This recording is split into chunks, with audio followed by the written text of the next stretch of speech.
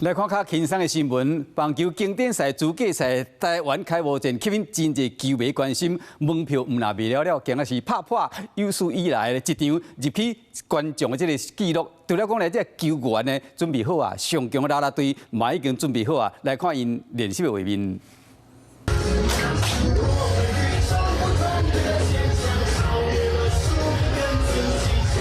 熟悉的12强赛主题曲甲放落，伫今头前赶紧练习。2025年经典赛资格赛，台湾的头一战伫今仔日暗时登场。那球员啦啦队的女孩也准备好势。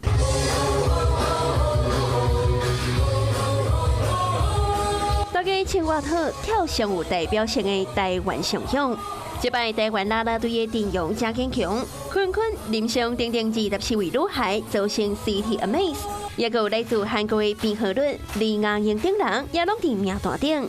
啦啦队的歌进去，马好周边商品卖甲下叫。没有1万多而已，今天1万多。圈跟李雅莹，有抽到吗？有换到，一抽200这样，他最多好像4抽。为着抽到嘉义啦啦队女神的尊能，大家拢做拍手。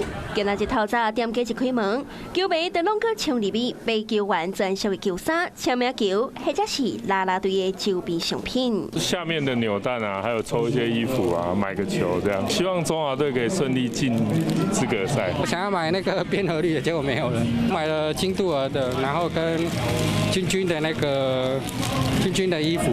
那台湾的球迷抢买买，当然外国球迷也同款。那讲到资格赛第4头一战，33000张的门票已经全部卖了，预计创下资格赛历史上单场上侪人入场的纪录。2025 WBCQ 为中华队加油！无论是球员、啦啦队，也是球迷，也拢已经准备好，要让世界搁再看到台湾。